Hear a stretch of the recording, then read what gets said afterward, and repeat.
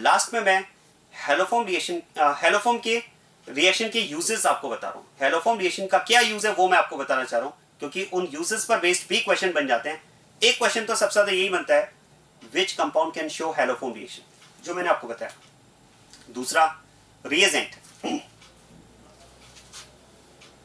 एक ही रिएजेंट को कितने तरीके से क्वेश्चन में दे सकते हैं वो मैंने आपको बताया। और थर्ड मैं आपको बता रहा हूं यूज ऑफ द रिएक्शन। आप ध्यान देना,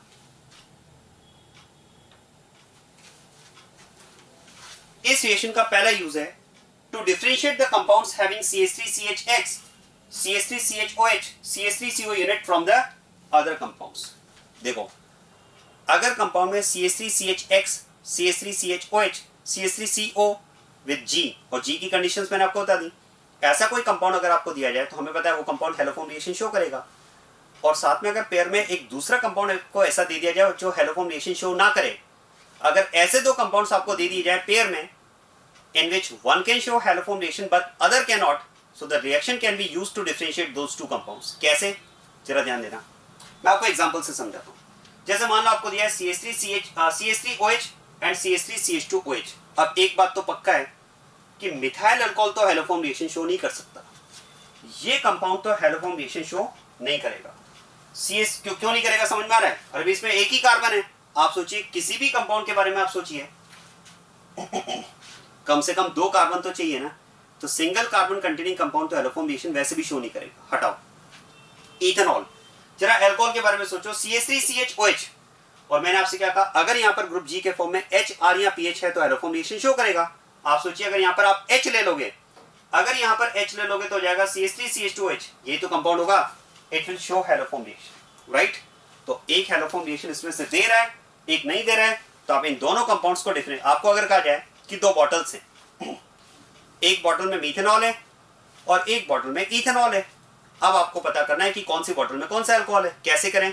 हेलोफॉर्म रिएक्शन, आप दोनों ही बॉटल्स में क्या करोगे, X2 प्लस NOH मिक्स कर दो। जिस बॉटल में इथेनॉल होगा उसमें हेलोफॉर्म बनेगा, जिसमें मीथेनॉल होगा उसमें हेलोफॉर्म नहीं बनेगा। हो गया डिफरेंशिएट।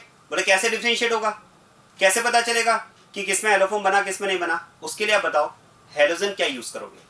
मैंने आपसे कहा कि दोनों बॉटल में आप X2 प्लस NOH मिक्स करो, आप X2 क्या मिक्स करोगे? देखो, अगर आप में से कोई ये सोच रहे हैं कि सर फ्लोरीन के अलावा कुछ भी मिक्स कर सकते हैं, क्योंकि मैंने आपको बताया कि फ्लोरीन हेलोफॉर्म रिएक्शन शो नहीं कर पाएगा, तो क्लोरीन, ब्रोमीन, आयोडीन में से कुछ भी मिक्स कर सकते हैं, तो ऐसा नहीं है। चलो आप ऐसा करो, क्लोरीन मिक्स कर दो। अब आपने दोनों बॉटल्स में क्या किया, X2 plus Cl2 plus NOH mix कर दिया। तो जिस बॉटल में मीथेनॉल है उसमें तो हेलोफॉर्म नहीं बना, लेकिन जिसमें इथेनॉल है उसमें क्लोरीन प्लस NOH मिक्स करने से क्लोरोफॉर्म बन गया। कैसे पता चलेगा क्लोरोफॉर्म बन गया? क्योंकि क्लोरोफॉर्म तो कलरलेस लिक्विड होता है ना। अरे भाई, क्लोरोफॉर्म तो कलरलेस लिक्विड है। ये मैंने आपको बताया था कि क्लोरोफॉर्म इज कलरलेस लिक्विड। अब कलरलेस लिक्विड अगर बना तो हमें क्या दिख रहा है? आप वहां पर क्लोरीन नहीं, आप वहां पर आयोडीन मिक्स करोगे, क्योंकि आयोडीन प्लस NOH अगर मिक्स किया तो जिस बॉटल में इथेनॉल है, जब उसमें हेलोफॉर्म रिएक्शन होगी तो उसमें बनेगा iodoform, and iodoform is yellow dense precipitate. Colour से पता चलेगा भाई। तो आप ऐसा नहीं कि कोई भी हेलोजन मिक्स कर लो, आपको आयोडीन मिक्स करना है ताकि आयोडोफॉर्म बने, because iodoform is colourful compound, it is yellow dense precipitate. और जिस बॉटल में मीथेनॉल है उसमें आयोडोफॉर्म बनेगा नहीं, तो नो येलो प्रेसिपिटेट। इस तरह से आप आयोडीन प्लस NOH मिक्स करके बता सकते हैं कि किस बॉटल में मीथेनॉल है, किसमें इथेनॉल है। This is called iodoform test. और यही तो क्वेश्चन आपको सबसे ज्यादा पूछा जाता है, which compound gives positive iodoform test, या which compound does not give positive iodoform test. बात वही है कि कौन सा कंपाउंड हेलोफॉर्म रिएक्शन शो करेगा। तो ध्यान देना, जो मैं बात कर रहा था यहां पर रिएक्शन की, ये जो मैं यूज की बात कर रहा था, it is actually iodoform test.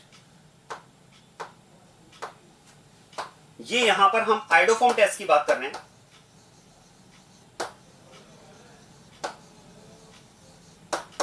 So through iodoform test, you can differentiate those compounds having either of these three units with other compounds, because these three compounds will give positive iodoform test and other cannot. Clear?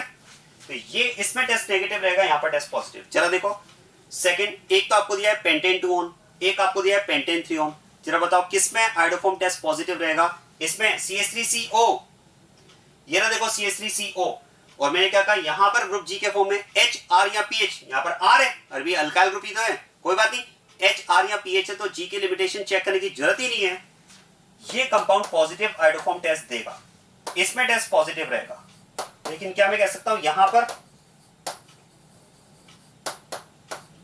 Test negative रहेगा, क्योंकि इसमें CH3 group नहीं है। अरे भाई एक तो CH3 होना जरूरी है ना, क्योंकि जो CH3 होगा इसमें इथाइल ग्रुप पे ध्यान देना, ये नहीं कि सर CH3 यहां तो है तो सही, केवल मिथाइल ही होना चाहिए, इथाइल नहीं होना चाहिए, पूरा ग्रुप देखो, क्योंकि जो CH3 ग्रुप होगा वही तो अल्टीमेटली हैलोफॉर्म में कन्वर्ट होगा ना।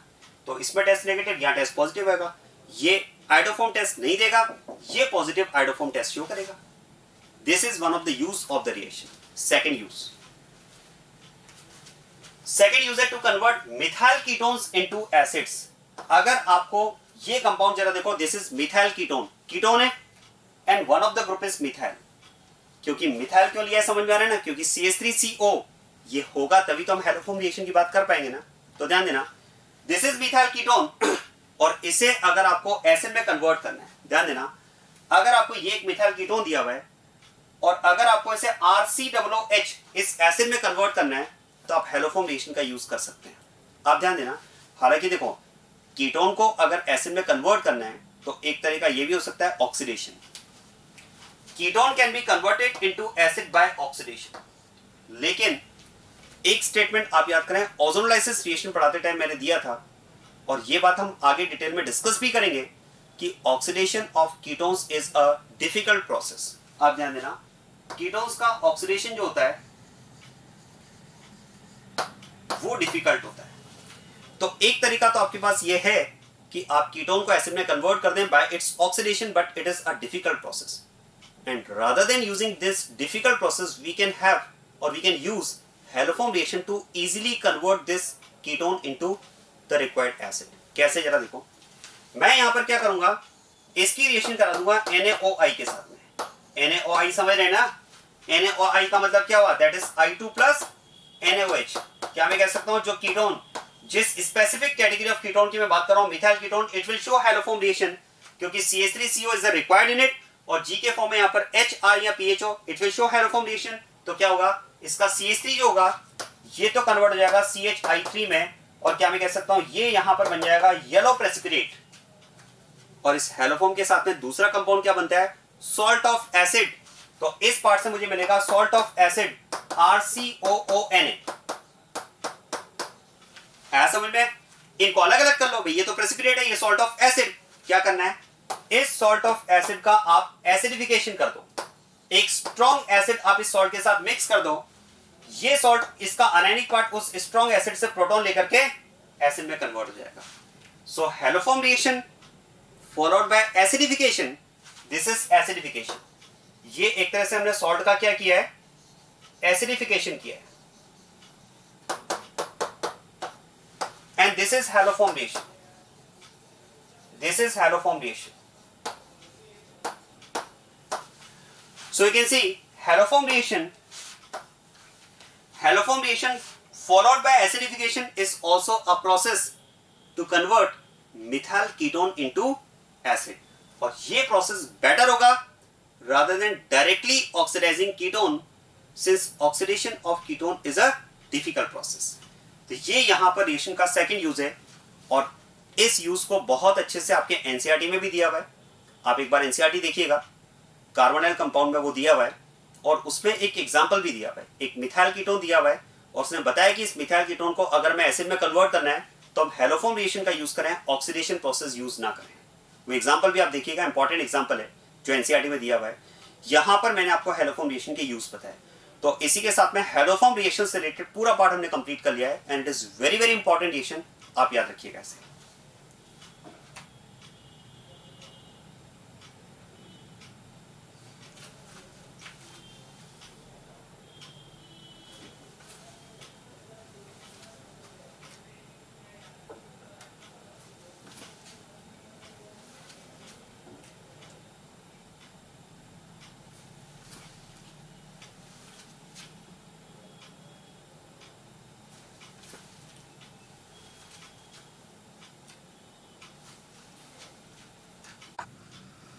Haloform reaction, that is preparation method of haloform, वो पार्ट कंप्लीट करने के बाद में अब हम स्टार्ट करते हैं केमिकल प्रॉपर्टीज ऑफ हेलोफॉर्म। और इसमें आप ध्यान देना, देखो हेलोफॉर्म की केमिकल प्रॉपर्टीज में पहले मैं कुछ वो रिएक्शंस डिस्कस कर रहा हूं जिनके सिमिलर कंसेप्ट की रिएक्शन ऑलरेडी हम पार्ट 2 में कंप्लीट कर चुके हैं। आप ध्यान देना, इसमें अगर हम बात करते हैं first reaction that is halogenation. अब आप ध्यान देना, हेलोफॉर्म अगर आपको क्लोरोफॉर्म गिवन है और इसका अगर आप हेलोजनेशन करते हैं like reaction with chlorine in presence of light, तो आप याद करें बिल्कुल यही कंसेप्ट की रिएक्शन ऑलरेडी हम डिस्कस कर चुके हैं और डिटेल में डिस्कस की हुई हमने पार्ट 2 में। आप याद करें हेलोजनेशन ऑफ एल्केन। चलिए मैं आपको रिकॉल करवाता हूं। आप याद करें मीथेन का अगर हम क्लोरीनेशन करते हैं इन प्रेजेंस ऑफ लाइट, तो पहले उसमें CH3Cl फॉर्मेशन होता है, methyl chloride. Methyl chloride further reacts with chlorine to form CH2Cl2, then CHCl3 and then CCl4। याद करें मीथेन के क्लोरीनेशन में हमें 4 क्लोरीनेटेड कंपाउंड्स का मिक्सचर मिलता है, CH3Cl, CH2Cl2, CHCl3 and CCl4। और उसमें अगर हम बात करें CHCl3 जब क्लोरीन से रिएक्ट करता है तो CCl4 का फॉर्मेशन होता है।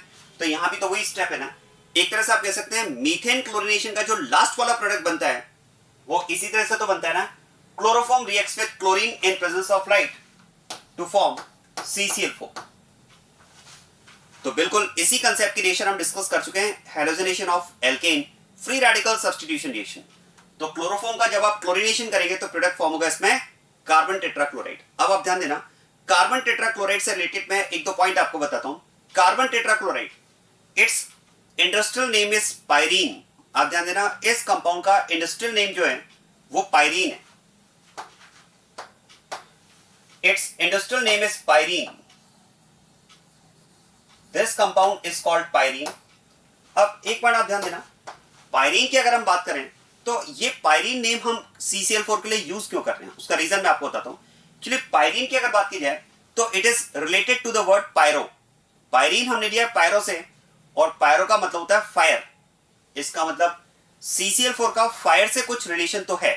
और क्या रिलेशन है, आई थिंक कुछ इस टर्म का आपको अगर आइडिया हो इसमें, तो carbon tetrachloride is used as a fire extinguisher. CCl4 की अगर बात की जाए तो it is used as a fire extinguisher. हालांकि इसका as a fire extinguisher use अब अवॉइड किया जाता है, और अवॉइड करने का रीजन है मैं आपको बताता हूं। देखो सपोज किसी बिल्डिंग में फायर आग लगी हुई है और वहां पर आप CCl4 का यूज करना चाह रहे हैं। अब होता क्या, देखो एक बिल्डिंग में अगर आग लगी हुई है और वहां पर अगर आपने CCl4 का यूज किया तो प्रॉब्लम ये होती है कि CCl4 reacts with steam. CCl4 जो है वो स्टीम के साथ में रिएक्ट करके एक पॉइजनस कंपाउंड का फॉर्मेशन करता है, फॉस्जीन का।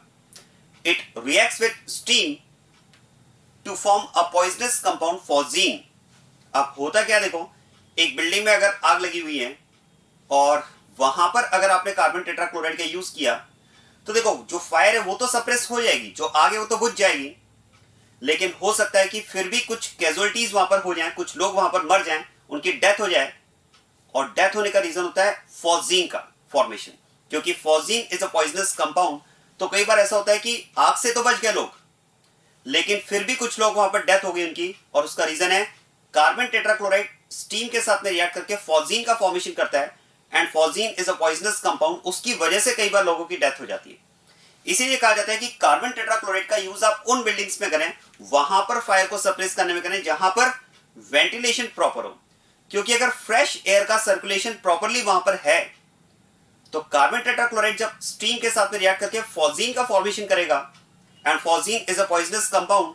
तो ऐसे में अगर फ्रेश एयर वहां पर अगर सर्कुलेट होती रहे तो फॉस्जीन वहां पर डाइल्यूट हो जाएगी, उसका इफेक्ट कम हो जाएगा, but still it is avoided to use as a fire extinguisher.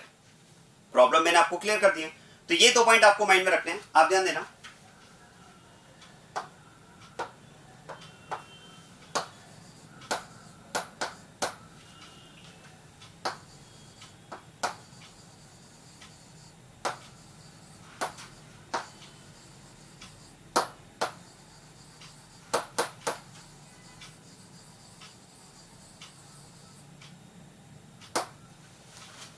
It is used as a fire extinguisher.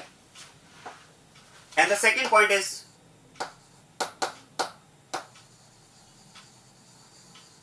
it reacts with steam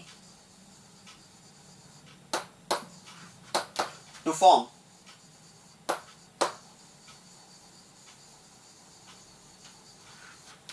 a poisonous compound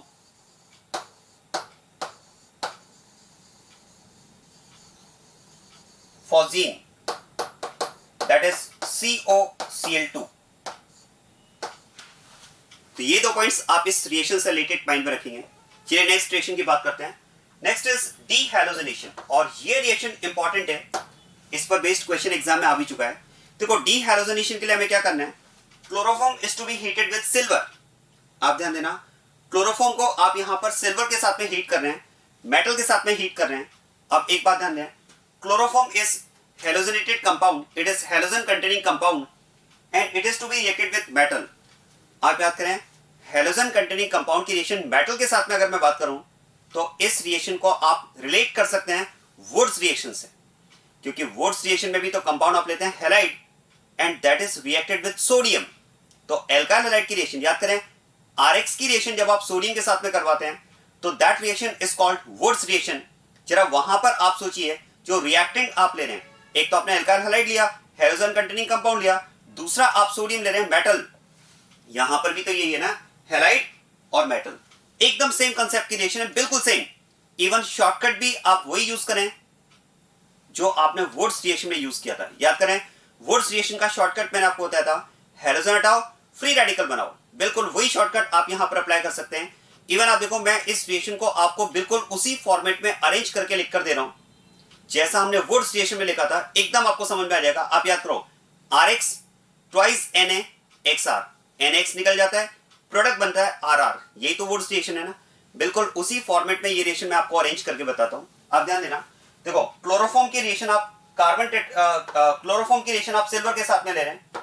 मैंने आपसे कहा ये रिएक्शन बिल्कुल वुड्स रिएक्शन के कंपेरेबल है, सेम कंसेप्ट की reaction है। मैं इसे बिल्कुल वुड्स रिएक्शन की तरह ही आपको अरेंज करके बता रहा हूं।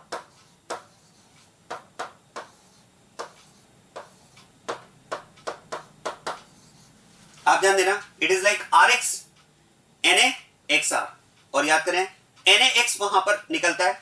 इस केस में अगर बात की जाए तो यहां पर हो जाएगा AgCl, और अंडरस्टूड है कि अगर AgCl बनेगा तो 6 equivalent of silver will react with 2 molecules of chloroform, right. और इस तरह से यहां पर AgCl एलिमिनेशन के साथ में कंपाउंड फॉर्मेशन होगा यहां पर CH triple bond CH, that is acetylene. Very very important reaction. When chloroform is heated with silver, we get acetylene as product. इस पर बेस्ड क्वेश्चन एग्जाम में आ चुका है, इंपॉर्टेंट रिएक्शन है। तो इस कंसेप्ट की रिएक्शन पे हम डिस्कस कर चुके हैं, बिल्कुल आप इसे रिलेट कर सकते हैं वुड्स रिएक्शन से। चलिए नेक्स्ट रिएक्शन की बात करते हैं।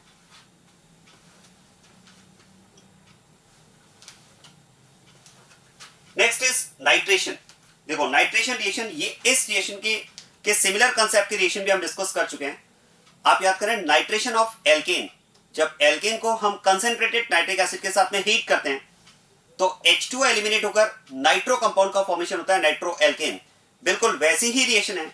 अगर आप क्लोरोफॉर्म को कंसेंट्रेटेड नाइट्रिक एसिड के साथ में हीट करेंगे तो क्लोरोफॉर्म का यहां पर होगा नाइट्रेशन, और नाइट्रेशन में क्या होगा, hydrogen will be replaced by nitro group. तो इस केस में भी बिल्कुल वैसे ही करना है आपको, -H2O,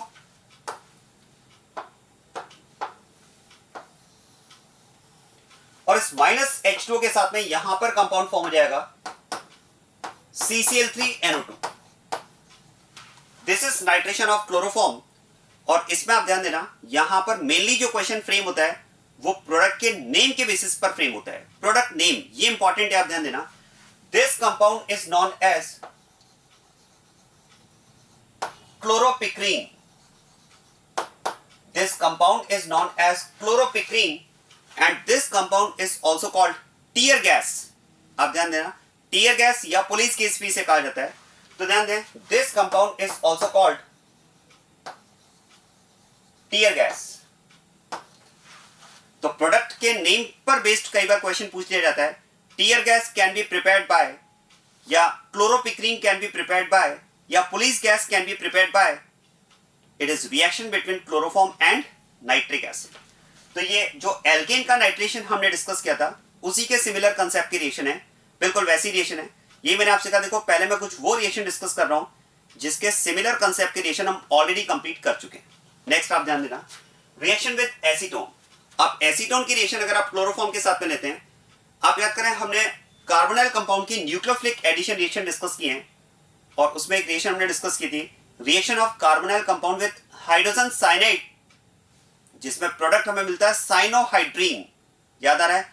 बिल्कुल वैसी रिएक्शन है, बस आप ऐसा समझ लें हमने यहां पर हाइड्रोजन साइनाइड HCN की जगह क्लोरोफॉर्म लिया है, बाकी एकदम सेम कंसेप्ट है। याद करें वहां पर हमने डिस्कस किया था, reaction of carbonyl compound with hydrogen cyanide is carried out in alkaline medium. याद रहा है एल्कलाइन मीडियम हमने वहां पर क्यों यूज किया था? क्योंकि हाइड्रोजन साइनाइड का आयोनाइजेशन पुअर होता है, तो हाइड्रोजन साइनाइड के आयोनाइजेशन को इंप्रूव करने के लिए, हाइड्रोजन साइनाइड के आयोनाइजेशन को इंप्रूव करने के लिए हमने एल्कलाइन मीडियम लिया था। यहां भी ऐसा ही है। क्लोरोफॉर्म की अगर बात की जाए तो देखो इस रिएक्शन में अगर बात की जाए तो ओवरऑल होगा क्या, यहां पर ओवरऑल क्या होगा, देखो ध्यान देना। कार्बोनाइल ग्रुप की अगर बात की जाए तो EN डिफरेंस के बेसिस पर it is del positive and it is del negative, और क्लोरोफॉर्म यहां पर आयोनाइज होगा H positive and CCl3 negative, right. और अब आप ध्यान देना, क्या मैं बात कर सकता हूं, reaction of carbonyl compound is nucleophilic addition reaction. Carbonyl compounds की जो कैरेक्टरिस्टिक रिएक्शंस होती है वो न्यूक्लियोफिलिक एडिशन होती है। बस आप ऐसा समझ लें, HCN जो रिएक्शन हमने डिस्कस की थी न्यूक्लियोफिलिक एडिशन में हाइड्रोजन साइनाइड साइनोहाइड्रीन फॉर्मेशन वाली, उस HCN की जगह यहां पर HCCl3 है। बस आप ऐसा समझ लें केवल न्यूक्लियोफाइल चेंज हुआ है, वहां पर न्यूक्लियोफाइल क्या था, साइनाइड N, यहां पर न्यूक्लियोफाइल क्या है, CCl3 माइनस। क्या होगा देखो, ये पार्ट एज ए न्यूक्लियोफाइल यहां पर ऐड होगा और ये पाई ब्रेक होगा, और इस O नेगेटिव के साथ में यहां पर एसोसिएट हो जाएगा H पॉजिटिव, राइट। और अब पॉइंट आता है कि भाई हमने एल्कलाइन मीडियम क्यों यूज किया है, तो याद करो हाइड्रोजन साइनाइड की रिएक्शन में भी हमने एल्कलाइन मीडियम यूज किया था, क्योंकि अगर हम बात कर रहे थे वहां पर कि हाइड्रोजन साइनाइड का जो हाइड्रोजन साइनाइड जब आयोनाइज होगा तो उसका anionic part cyanide an as a nucleophile add होगा, लेकिन हाइड्रोजन साइनाइड का पहले आयोनाइजेशन तो जरूरी था ना, क्योंकि हाइड्रोजन साइनाइड का आयोनाइजेशन तो पुअर होता है, तो उसके आयोनाइजेशन को इंप्रूव करने के लिए हमने अल्कलाइन मीडियम लिया था। ठीक वैसे ही यहां पर आप कह सकते हैं कि अगर हम बात करें कि क्लोरोफॉर्म यहां पर आयोनाइज होगा H+ और CCl3- में, तो इसका आयोनाइजेशन भी पुअर है, और इसके आयोनाइजेशन को इंप्रूव करने के लिए हम यहां पर यूज कर रहे हैं अल्कलाइन मीडियम। क्लियर हो रही बात है? तो ये OH- ध्यान देना, यहां पर हम बात करेंगे कि जो OH- है ये पहले क्लोरोफॉर्म को आयोनाइज करेगा एसिड बेस रिएक्शन के थ्रू, ये पहले क्लोरोफॉर्म को आयोनाइज करेगा एसिड बेस रिएक्शन के थ्रू, यहां पर बनेगा CCl3- और ये CCl3- फिर एज ए न्यूक्लियोफाइल ऐड होता है। क्लियर हो रही बात है?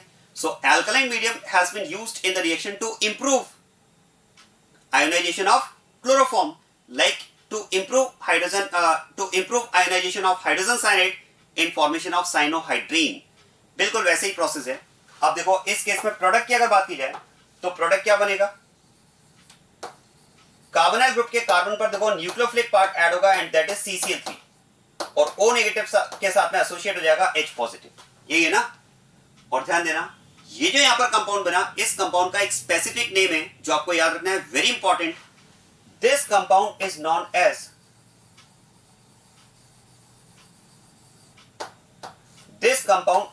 As chloretone. ये यहां पर इंपॉर्टेंट है, क्लोरीटोन। और इसको आप ऐसे याद रखना, देखो क्लोरीटोन हमें कैसे मिला, क्लोरोफॉर्म और एसीटोन की रिएक्शन से। तो आप इस तरह से माइंड में रखें, chloretone is addition product of acetone and chloroform. और आप सोचिए एसीटोन एंड क्लोरोफॉर्म, इन्हीं रिएक्टेंट्स के नेम्स को यूज करके हमने प्रोडक्ट का नेम लिखा है क्लोरीटोन। तो ध्यान देना, क्लोरीटोन में हम कह सकते हैं क्लोरोफॉर्म का क्लोर और एसीटोन का ईटोन, ये मिला करके हमने इसको लिखा है क्लोरीटोन। क्लियर हो रही बात है? तो आप ऐसे याद रखना, इससे आपको स्ट्रक्चर भी याद रहेगा, रिएक्शन भी याद रहेगी। क्लोरीटोन क्या है, addition product of acetone and chloroform. तो आप एसीटोन लो, क्लोरोफॉर्म लो, न्यूक्लियोफिलिक एडिशन कराओ, बिल्कुल वैसे जिससे साइनोहाइड्रीन बनाते हैं, एसिन का एडिशन करते हैं, आपको जो प्रोडक्ट मिलेगा वही क्लोरीटोन है। और एक और इंपॉर्टेंट पॉइंट, इस रिएक्शन पर बेस्ड क्लोरीटोन का यूज, आप ध्यान देना, क्लोरीटोन का यूज ये भी इंपॉर्टेंट है। It is used as hypnotic. ध्यान देना, chloretone is used as hypnotic. Hypnotic समझ रहे ना, स्लीप इंड्यूसिंग ड्रग्स। तो chloretone is used as hypnotic, ये इस कंपाउंड का यूज। तो ध्यान दें, न्यूक्लियोफिलिक एडिशन रिएक्शन आपके लिए न्यू नहीं है, हम डिस्कस कर चुके हैं। और इस रिएक्शन की अगर बात की जाए तो it is comparable to reaction of carbonyl compound with hydrogen cyanide in which cyanohydrine is formed as product। बिल्कुल वैसी रिएक्शन है, केवल न्यूक्लियोफाइल चेंज हुआ है। वहां पर न्यूक्लियोफाइल Cn माइनस था, यहां पर न्यूक्लियोफाइल है CCl3 माइनस, बाकी सब कुछ वैसे ही है। क्लियर बात ये? चलिए नेक्स्ट रिएक्शन। नेक्स्ट रिएक्शन की अगर बात की जाए तो अब हम बात कर रहे हैं ऑक्सीडेशन ऑफ क्लोरोफॉर्म।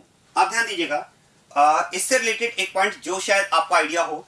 क्या आपने ऐसा सुना है कि chloroform is always stored in dark coloured bottles? Chloroform को लेबोरेटरी में हमेशा डार्क कलर्ड बॉटल्स में रखा जाता है, कंप्लीटली फिल करके। क्या इसका रीजन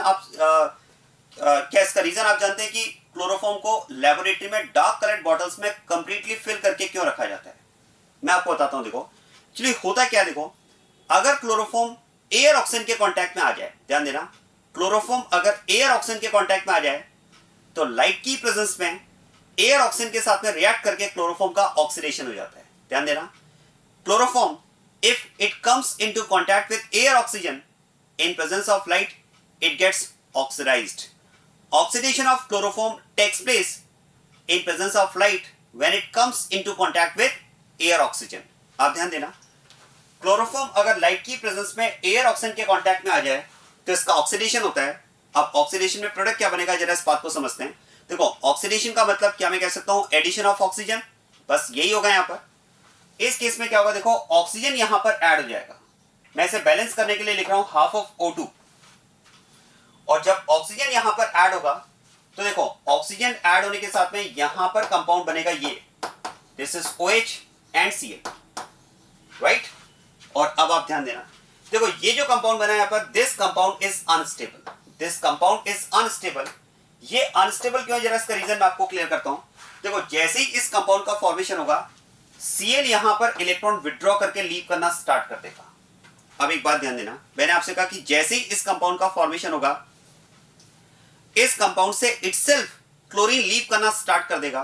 आप जरा उस कंसेप्ट को रिकॉल करें जो पार्ट 2 में मैंने आपको बताया था।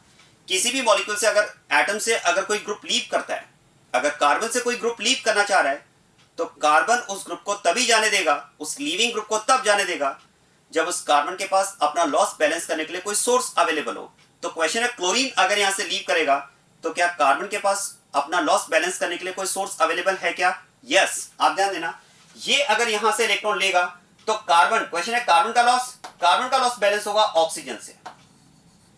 अब ऑक्सीजन ने अगर कार्बन को इलेक्ट्रॉन दिया तो क्वेश्चन है ऑक्सीजन का लॉस, ऑक्सीजन अपना लॉस बैलेंस करेगा हाइड्रोजन से, और अगर हाइड्रोजन से ऑक्सीजन ने अपना लॉस बैलेंस किया तो क्वेश्चन है हाइड्रोजन का लॉस बैलेंस होगा इस क्लोरीन के साथ में। एसिड बेस, एक्चुअली प्लानिंग तो HCl की निकलने की थी, यहां पर HCl यहां पर एलिमिनेट होंगे एसिड बेस के थ्रू, और वो प्रोसेस इस तरह से होगा। और ध्यान देना, जैसे ही यहां से HCl एलिमिनेट होगा, इस HCl एलिमिनेशन के साथ में यहां पर कंपाउंड बनेगा COCl2, and this compound is known as phosgene, that is a poisonous compound, that is a poisonous compound. It is phosgene, that is a poisonous compound, and to avoid this formation of poisonous compound, chloroform is always stored in dark colored bottles. क्या बात समझ में आ रही है? हम chloroform के oxidation को avoid क्यों करना चाह रहे हैं? हम क्लोरोफॉर्म को लेबोरेटरी में डार्क कलर्ड बॉटल्स में कंप्लीटली फिल करके क्यों रखना चाह रहे हैं? डार्क कलर्ड बॉटल्स में रखना चाह रहे हैं ताकि लाइट के कांटेक्ट में ना आए, और कंप्लीटली फिल इसलिए कर रहे हैं ताकि एयर जाने के चांसेस एकदम नेग्लिजिबल रहे। क्या बात समझ में आ रही है? क्योंकि अगर उसमें एयर एंटर कर जाए और क्लोरोफॉर्म अगर लाइट के कांटेक्ट में आ जाए तो एयर ऑक्सीजन के साथ में क्लोरोफॉर्म रिएक्ट करके एक पॉइजनस कंपाउंड का फॉर्मेशन करता है, फॉस्जीन का। क्लियर हो रही बात है?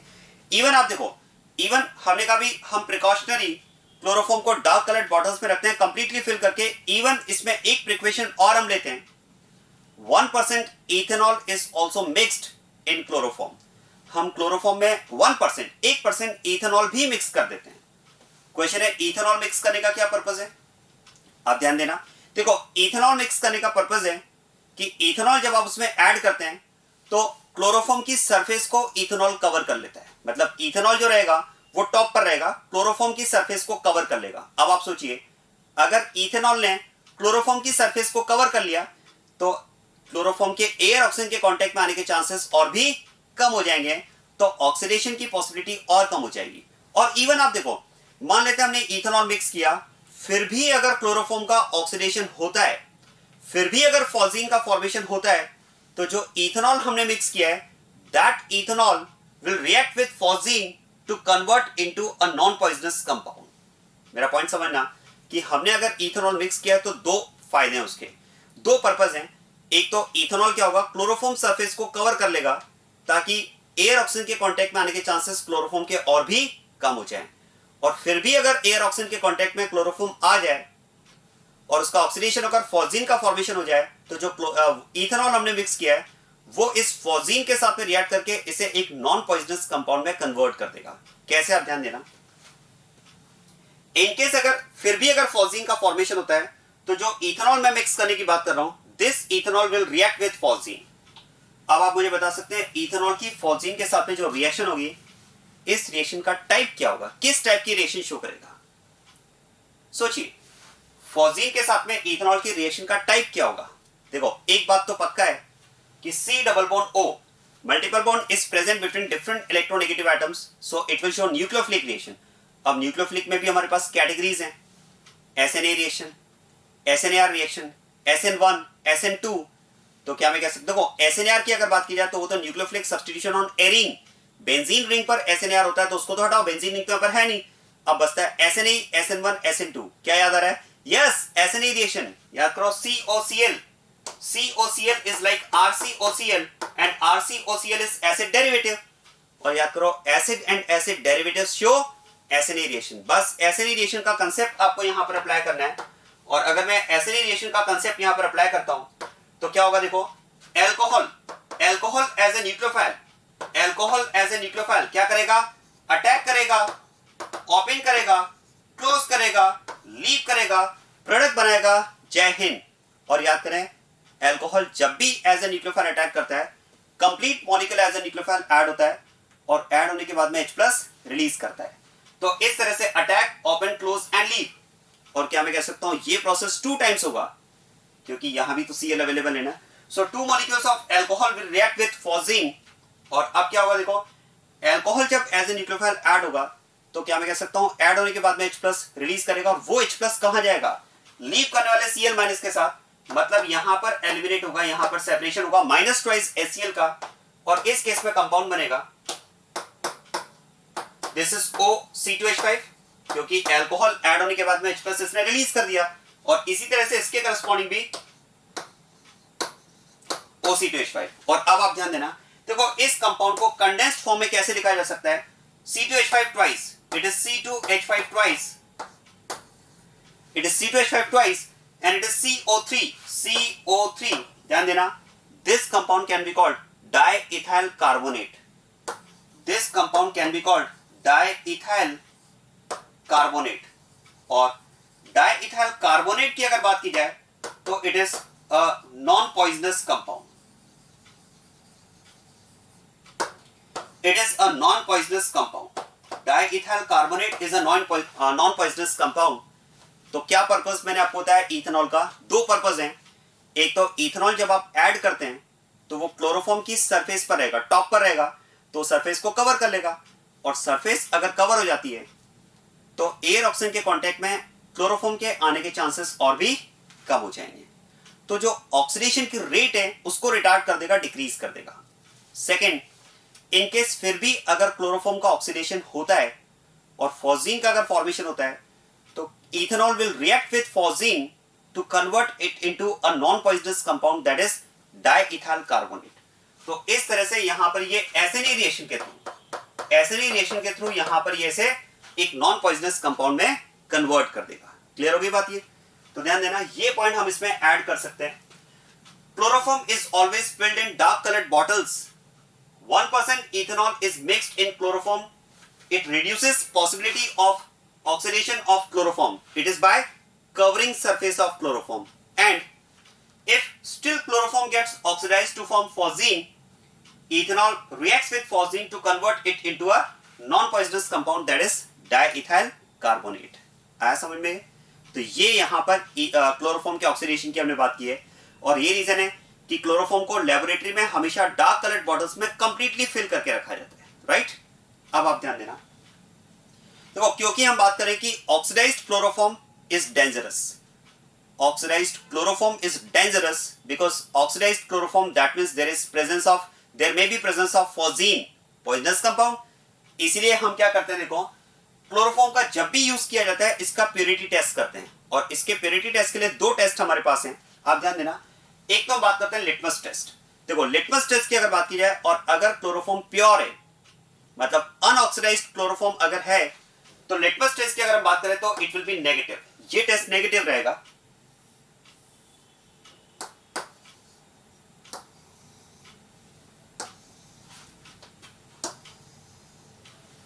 लेकिन अगर इम्प्योर क्लोरोफॉर्म है, इम्प्योर समझ रहे ना, मतलब ऑक्सीडाइज्ड क्लोरोफॉर्म अगर है, तो फिर ये टेस्ट पॉजिटिव रहेगा।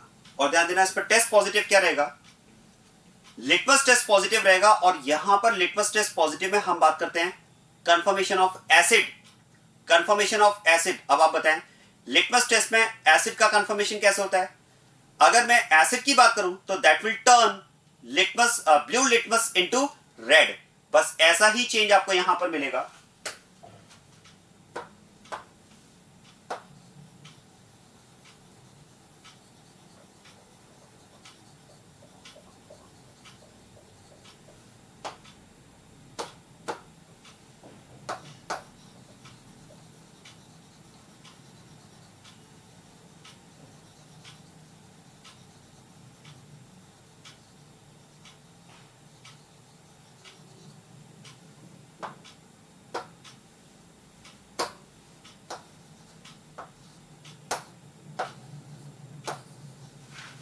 बस ये चेंज आपको मिलता है in case of impure chloroform, या कह सकते हैं oxidised chloroform, it turns blue litmus into red.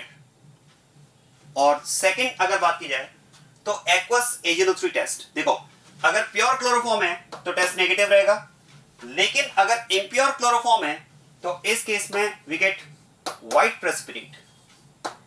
यहां पर हमें व्हाइट प्रेसिपिटेट मिलता है, and white precipitate of AgCl। आप ध्यान देना, यहां पर हमें AgCl का व्हाइट प्रेसिपिटेट मिलता है। अब आप ध्यान दें, ये इम्प्योर क्लोरोफॉर्म में टेस्ट पॉजिटिव है, जबकि प्योर क्लोरोफॉर्म में हम टेस्ट नेगेटिव होने की बात कर रहे हैं। इसका मतलब एक बात तो पक्का है कि जो भी टेस्ट यहां पर पॉजिटिव आ रहा है वो क्लोरोफॉर्म की वजह से तो नहीं आ रहा है, क्योंकि अगर टेस्ट पॉजिटिव होता क्लोरोफॉर्म की वजह से तो क्लोरोफॉर्म तो प्योर क्लोरोफॉर्म भी है। तो ये जो टेस्ट पॉजिटिव आ रहे हैं वो क्लोरोफॉर्म की वजह से नहीं है। अगर क्लोरोफॉर्म इटसेल्फ कुछ टेस्ट देता तो यहां भी हो जाता ना। ये यहां पर टेस्ट पॉजिटिव है ड्यू टू HCl। आप सोचिए जब क्लोरोफॉर्म का ऑक्सीडेशन होगा, क्या मैं कह सकता हूं क्लोरोफॉर्म का जब ऑक्सीडेशन होगा तो क्लोरोफॉर्म के ऑक्सीडेशन में HCl भी तो बनेगा ना। और अगर HCl बनेगा तो ध्यान देना, यहां पर जो मैं टेस्ट पॉजिटिव होने की बात कर रहा हूं, that will turn blue litmus into red. तो ये जो एसिड का टेस्ट आ रहा है वो किसकी वजह से आ रहा है, HCl की वजह से आ रहा है। और अगर मैं यहां पर AgCl फॉर्मेशन की बात कर रहा हूं तो याद करें हेलोफॉर्म के इंट्रोडक्टरी पार्ट में मैंने आपको बताया था कि क्लोरोफॉर्म AgNO3 टेस्ट नहीं देता है। क्लोरोफॉर्म के केस में एक्वस एजेनोथ्री टेस्ट नेगेटिव होता है, तो यहां पर ये टेस्ट पॉजिटिव किसने दिया, HCl ने। एक्चुअली HCl AgNO3 के साथ में रिएक्ट करके बनाएगा AgCl and HNO3 acid base reaction. तो वास्तव में ये जो टेस्ट पॉजिटिव यहां पर आ रहा है that is because of HCl। और अगर मैं इनकी इन टेस्ट के थ्रू HCl की प्रेजेंस को कंफर्म कर पा रहा हूं, एसिड की प्रेजेंस को कंफर्म कर पा रहा हूं, तो अगर HCl है तो HCl तो तभी बना होगा ना जब क्लोरोफॉर्म का ऑक्सीडेशन हुआ होगा। और अगर क्लोरोफॉर्म का ऑक्सीडेशन हुआ होगा तब तो फॉस्जीन का फॉर्मेशन भी हुआ होगा। This is about purity test of chloroform. तो इस तरह से हम क्लोरोफॉर्म का प्योरिटी टेस्ट कर सकते हैं। ये रिएक्शन हो गई इसमें oxidation of chloroform and the related points. अब इसके बाद में मैं कुछ वो रिएक्शन डिस्कस कर रहा हूं जिन कंसेप्ट के रिएक्शन अभी तक हमने डिस्कस नहीं किए। वो रिएक्शंस आपके लिए न्यू हैं और उसमें आप ध्यान देना। बात करते हैं हॉफमैन्स कार्बालामीन रिएक्शन।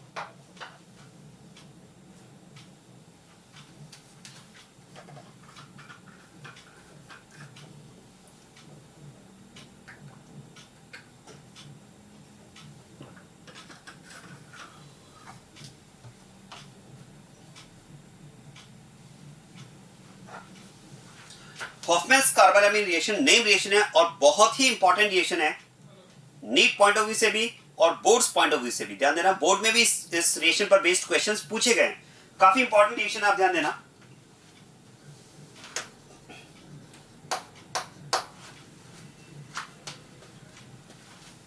देखो, हॉफमैन्स कार्बालामीन रिएक्शन की अगर बात की जाए तो it is reaction of primary amine with chloroform in KOH।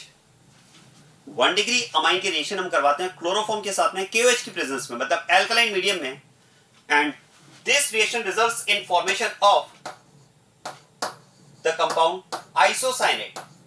इस केस में प्रोडक्ट हमें मिलता है आइसोसाइनेट। आप ध्यान देना, 1 डिग्री अमाइन में यूज करने की बात कर रहा हूं। हाँ, ये 1 डिग्री अमाइन आप एलिफेटिक अमाइन भी ले सकते हैं और एरोमेटिक अमाइन भी ले सकते हैं, आप एनिलीन भी ले सकते हैं। जो पीएच यहां पर लिखा है, पीएच मतलब समझ लेना, फिनाइल ग्रुप, बेंजीन रिंग, तो आप इसमें एनिलीन ले सकते हैं because aniline is also 1 degree amine, या फिर आप एलिफेटिक 1 डिग्री अमाइन भी ले सकते हैं। हाँ, लेकिन आप ध्यान देना, इसमें हम सेकेंडरी और टर्शियरी अमाइन यूज नहीं कर सकते। It is reaction of only primary amines. और ध्यान दें, इस केस में प्रोडक्ट हमें मिलता है आइसोसाइनेट। क्या आप जानते हैं आइसोसाइनेट को कॉमन सिस्टम में कहा जाता है कार्बालामीन।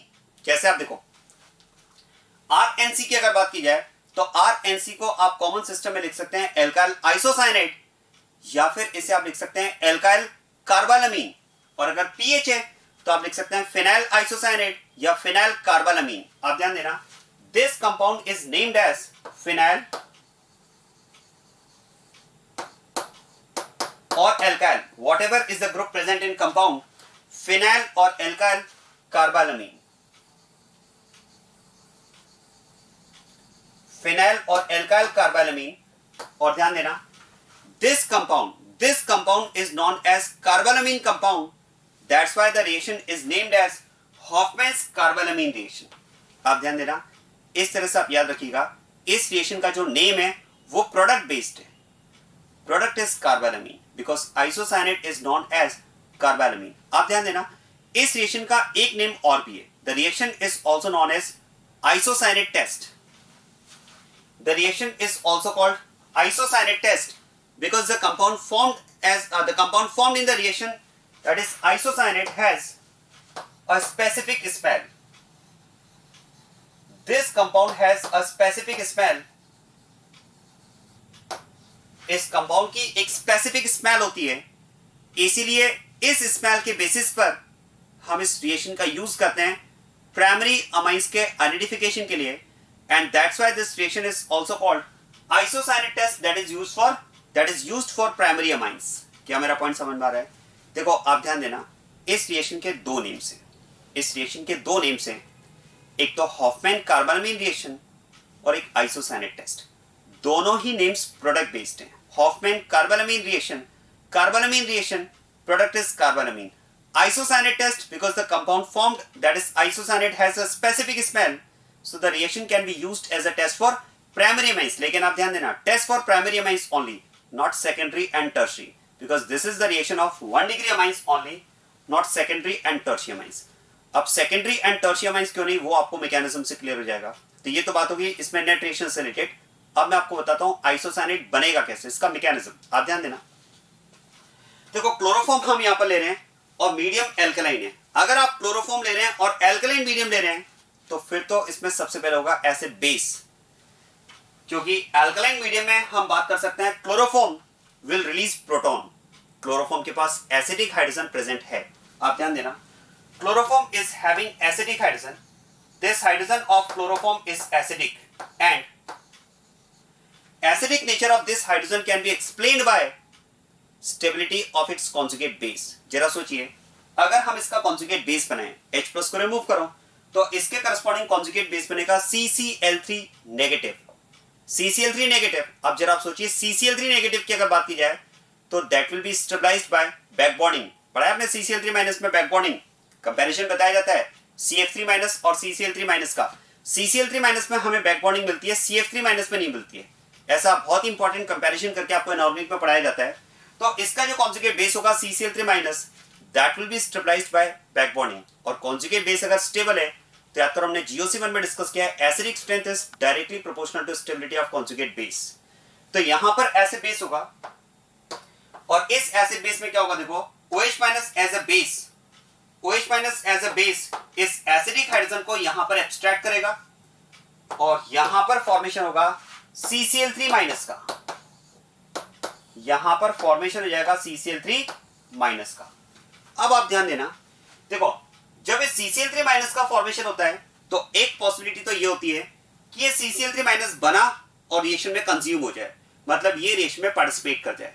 अब एक बात ध्यान देना, अगर CCl3 माइनस रिएक्शन में पार्टिसिपेट करेगा तो डेफिनेटली आप कह सकते हैं it will participate in the form of nucleophile, it will participate in the form of nucleophile. क्या मेरा पॉइंट समझ में आ रहा है?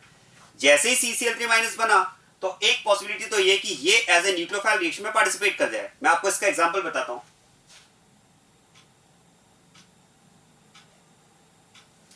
जरा यहां पर आप देखो, हमने यही तो किया, OH minus as a base H को रिमूव करता है। यहां पर हमने ये किया कि OH minus as a base यहां पर H को रिमूव करेगा और यहां पर बनेगा CCl3 माइनस। और मैंने आपसे क्या कहा, CCl3 माइनस, एक पॉसिबिलिटी तो ये होती है कि CCl3 minus as a nucleophile reaction में पार्टिसिपेट कर जाए। तो यहां पर आप देख सकते हैं CCl3 minus as a nucleophile reaction में पार्टिसिपेट कर रहा है, क्योंकि कार्बोनाइल कंपाउंड के लिए आप कह सकते हैं कार्बोनाइल कंपाउंड की रिएक्शंस होती हैं न्यूक्लियोफिलिक रिएक्शंस, राइट। अब आप देखो, तो पॉइंट आता है कि जैसे यहां पर CCl3 माइनस बना, ये CCl3 माइनस भी रिएक्शन में पार्टिसिपेट कर जाए, लेकिन यहां पर प्रॉब्लम ये है कि उस केस में जो मैंने आपको रिएक्शन बताया, उस केस में तो हमने लिया था कार्बोनाइल कंपाउंड, और कार्बोनाइल कंपाउंड की रिएक्शंस होती है न्यूक्लियोफिलिक। तो जो CCl3 माइनस बना था वो as a nucleophile carbonyl compound से वहां पर रिएक्ट कर गया एसीटोन से। लेकिन यहां पर प्रॉब्लम है, चलो देखो यहां पर हमने कंपाउंड लिया है अमाइन, और क्या मैं कह सकता हूं, amine itself behaves as a nucleophile. Amine तो खुद ही न्यूक्लियोफाइल की तरह बिहेव करता है। नाइट्रोजन हैज लोन पेयर, याद करो, water, alcohol, ammonia, amines, they behave as nucleophiles. तो ऐसे में आप सोचिए कि अगर मैं यहां पर बात कर रहा हूं कि एसिड बेस रिएक्शन के थ्रू CCl3 माइनस बनेगा और ये रिएक्शन में पार्टिसिपेट कर सकता है एज ए न्यूक्लियोफाइल, तो प्रॉब्लम यहां पर ये कि न्यूक्लियोफाइल तो न्यूक्लियोफाइल से रिएक्ट करेगा नहीं, क्योंकि न्यूक्लियोफाइल इज इलेक्ट्रॉन डोनर, उसे कोई इलेक्ट्रॉन एक्सेप्टर चाहिए। क्या मेरा पॉइंट समझ में आ रहा है? तो ऐसे में हम बात कर सकते हैं भाई जो CCl3 माइनस बना, ये तो यहां पर रिएक्शन में कंज्यूम नहीं हो पा रहा है, और अगर ये कंज्यूम नहीं हो पा रहा है तो फिर ये आगे डिसोशिएट होने लगता है।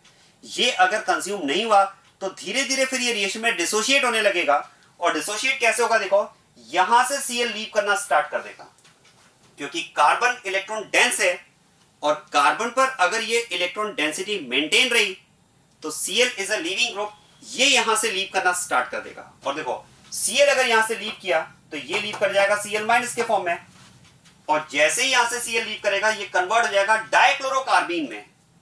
और अब आप ध्यान देना, डाइक्लोरोकार्बीन की अगर बात की जाए तो it behaves as an electrophile, ये इलेक्ट्रोफाइल की तरह बिहेव करेगा। क्या मेरा पॉइंट समझ में आ रहा है? क्योंकि देखो याद करो, कार्बीन स्पीशीज हमने डिस्कस किए पार्ट 2 में, this carbon is having 2 bond pairs and 2 non bonded electrons, 6 electrons इसके पास है, तो हम कह सकते हैं यहां पर 2 इलेक्ट्रॉन्स की वैकेंसी है, it can behave as an electrophile. क्या मेरा पॉइंट समझ में आ रहा है? तो ये यहां पर इलेक्ट्रोफाइल की तरह बिहेव कर सकता है, और अगर ये इलेक्ट्रोफाइल की तरह बिहेव कर सकता है तो फिर तो मैं कह सकता हूं इसके थ्रू ये रिएक्शन आगे प्रोसीड कर जाएगी, क्योंकि this electrophile now can react with amine that behaves as a nucleophile. क्या मेरा पॉइंट समझ में आ रहा है?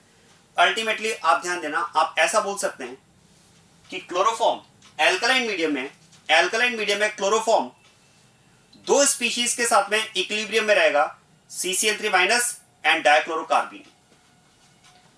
क्लोरोफॉर्म एल्कलाइन मीडियम में 2 स्पीशीज के साथ में इक्विलिब्रियम में रहेगा, CCl3 माइनस एंड डाइक्लोरोकार्बीन, और इन दोनों में से किसी भी एक के थ्रू रिएक्शन आगे प्रोसीड करेगी।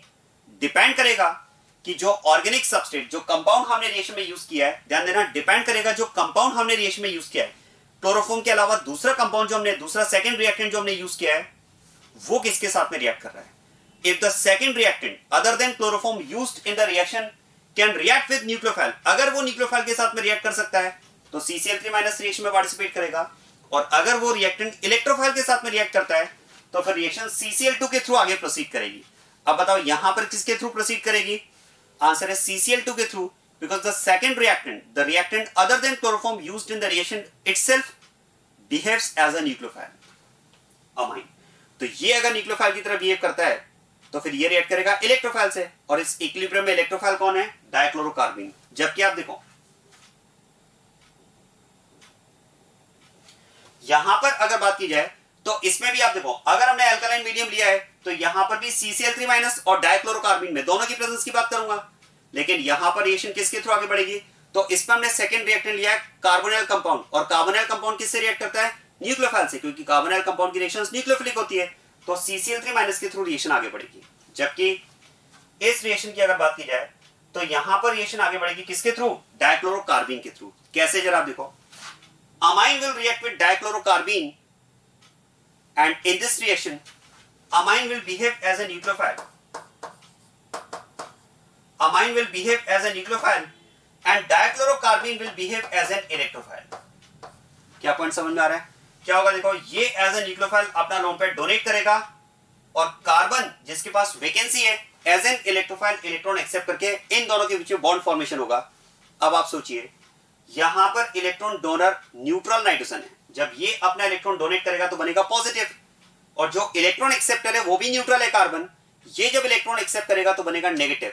ध्यान देना, इस बॉन्ड फॉर्मेशन में आप कह सकते हैं नाइट्रोजन तो बनेगा पॉजिटिव और कार्बन बनेगा नेगेटिव। अब आप सोचिए, अगर नाइट्रोजन पॉजिटिव बना तो ये H+ रिलीज करेगा, और कार्बन अगर नेगेटिव बना तो यहां से Cl- लीव करेगा, जैसे यहां से लीव कर रहा है ये H+ और ये Cl-, एसिड बेस होकर ये HCl एलिमिनेट हो जाएगा, और इसी तरह से one more HCl elimination will take place. तो ध्यान देना, ये दोनों HCl यहां पर एलिमिनेट हो जाएंगे, और ओवरऑल प्रोसेस में -2 HCl के साथ में, ओवरऑल प्रोसेस में -2 HCl के साथ में यहां पर कंपाउंड फॉर्मेशन होगा RNC, that is isocyanates. So this is how isocyanate is formed during the reaction. आया समझ में? इस तरह से रिएक्शन में आइसोसाइनेट का फॉर्मेशन होता है। अब देखो, यहां पर 2 पॉइंट मैं आपको क्लियर करता हूं। एक तो ये पॉइंट, जो डाइक्लोरोकार्बीन यहां पर बना है, कई बार इस डाइक्लोरोकार्बीन के फॉर्मेशन से रिलेटेड क्वेश्चन पूछ लिया जाता है। आप ध्यान देना, in this way formation of dichlorocarbene is described as alpha elimination or 1,1 elimination. In this process, formation of dichlorocarbene is described as alpha elimination और 1,1 elimination. देखो मैं आपको याद दिलाता हूं, हमने E1 E2 रिएक्शंस डिस्कस किए हैं। याद करें, E1 E2 रिएक्शंस जो है ना, उन रिएक्शंस को कहा जाता है 1,2 एलिमिनेशन, या उन्हें कहा जाता है बीटा एलिमिनेशन। जैसे मैं आपको याद दिलाता हूं, देखो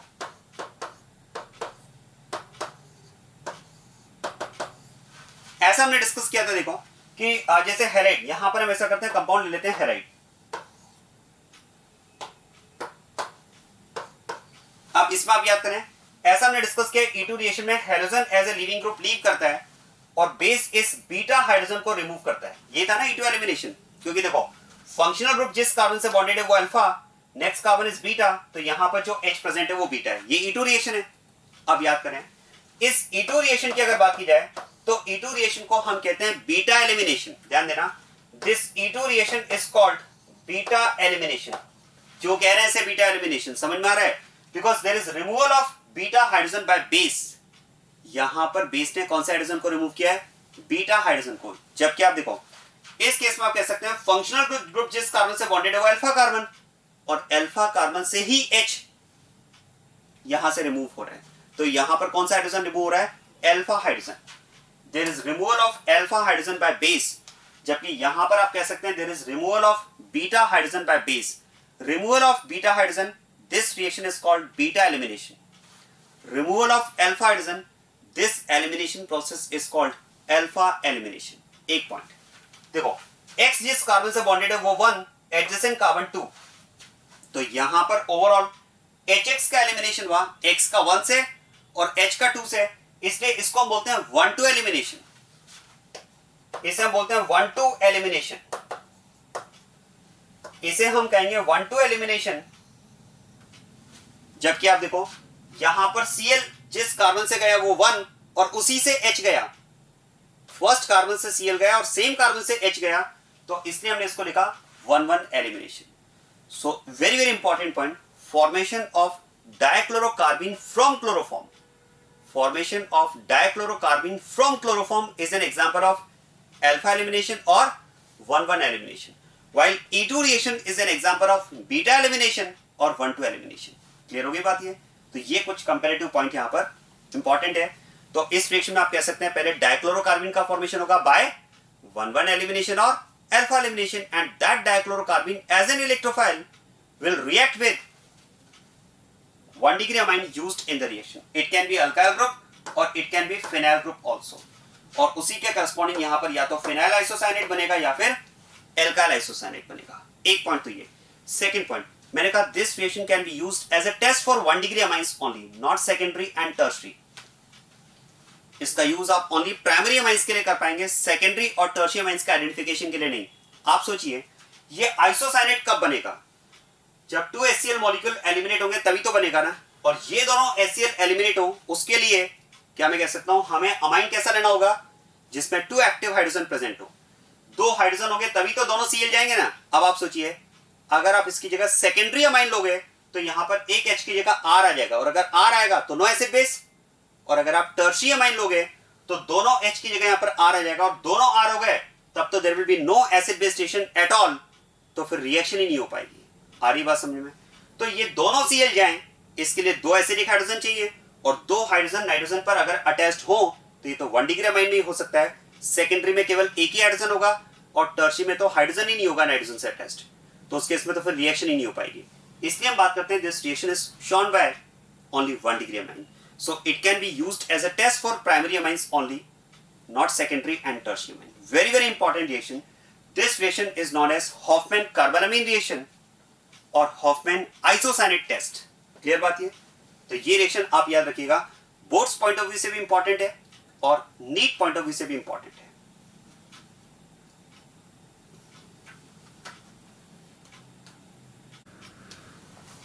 नेक्स्ट रिएक्शन स्टार्ट करते हैं, रैमेटिमल रिएक्शन. काफी इंपॉर्टेंट रिएक्शन है, आप ध्यान देना एग्जामिनेशन पॉइंट ऑफ व्यू से. आप देखो इसमें रैमेटिमल रिएक्शन में नेट रिएक्शन की अगर बात की जाए